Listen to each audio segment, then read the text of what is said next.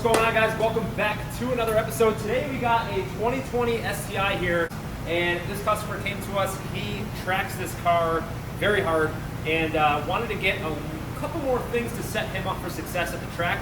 We're going to bring you along to show you what we're doing. Let's get to it.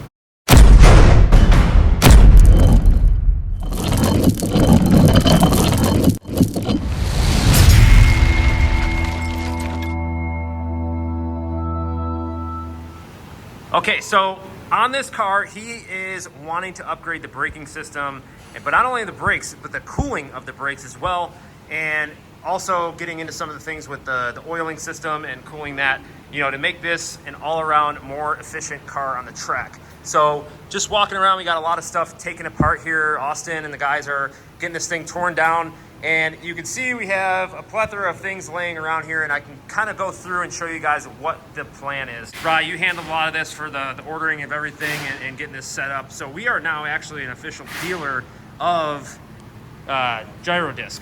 Yeah. So is it Girodisc or Girodisc? I've been calling it Girodisc. Girodisc. So it sounds fancier. It sounds fancy like that. But, you know, to complement the APR carbon cooling duct kit that we got, you know, this is Girodisc's new curved slot design for their rotors, two-piece rotors, front and rear. And we also had custom stamped race material brake pads stamped onto the rear as well. Yeah, and those are not cheap. For anybody that might be looking into this setup, I'm kind of getting in here and showing some part numbers. Feel free to hit us up if you want to purchase these. We can set you up on price and everything, but we got stainless steel brake lines, and we'll get into some of the other stuff we got here. So yeah, to complement, you know, the Girodisc, you know, we got the SRF React from Castrol. You know, it's used in Formula One cars, MotoGP. It has a really, really high wet boiling point. I believe it's 539 degrees or something like that. Which yeah, is it's something crazy. Actually, I think we can pull it from the back here. It's has a wet boiling point of 518 degrees Fahrenheit, which is nuts. Pretty sick. So this brake setup will be absolutely insane, and the brake ducting is going to be sweet. And you can see the guys right now kind of just doing a rough mock-up of where this is going to run. That's going to be absolutely sweet.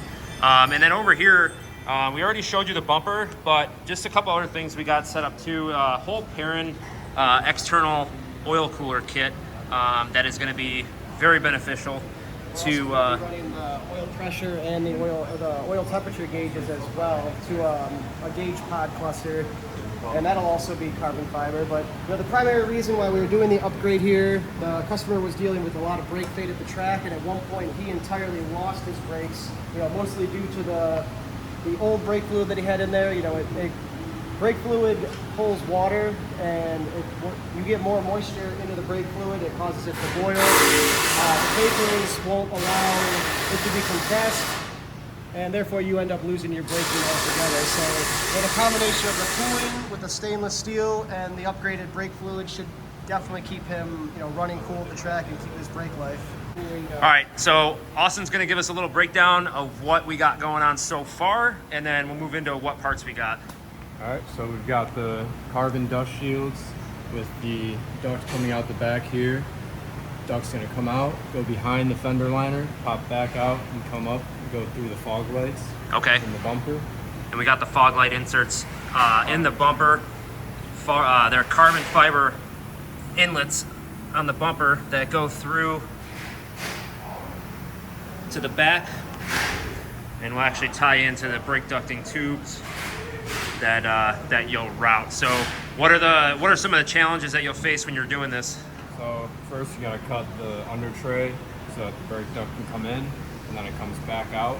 And when it comes back out, you run into the collision bar bracket here. So you gotta cut a corner of the collision bar bracket off so it can fit behind the windshield washer reservoir. Gotcha, which used to be right here, and you pop that off right down there? Yep. Okay. And then with that, once that's all set up, you can sort of mock up and roll from there and get the tubing routed to this.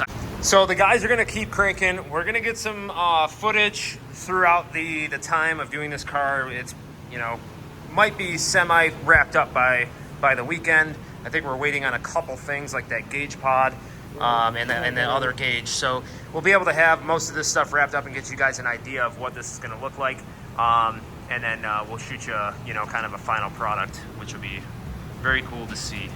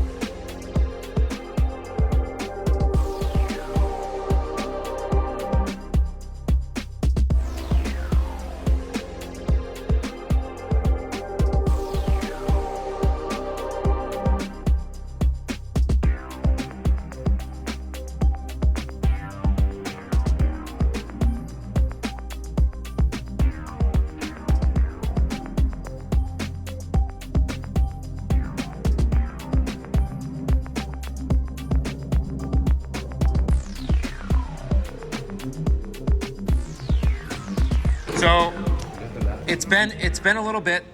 Our customer has taken this car to the track. It's fast forward several months.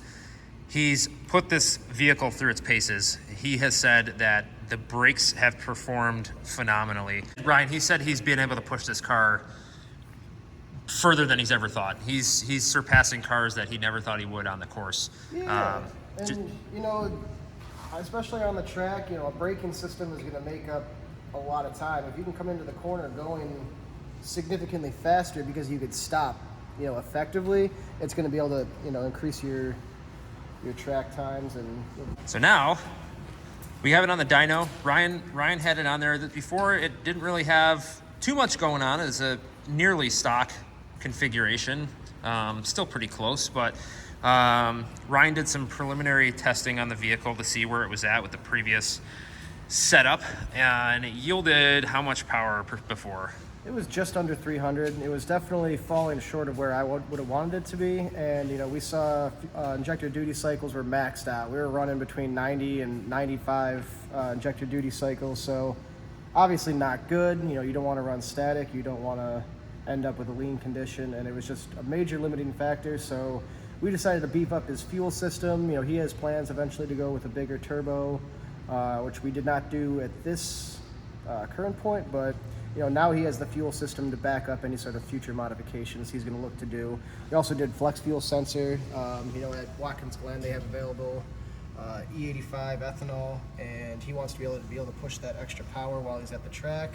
So Cobb next gen ethanol sensor, Cobb fuel line kit, 1300 injectors, AEM in-tank pump, and it's just gonna complement the 3-port boost solenoid and the external wastegate. We're gonna try to max out this VF48 turbo, and you know, I'm looking to try to get into like the 360 realm.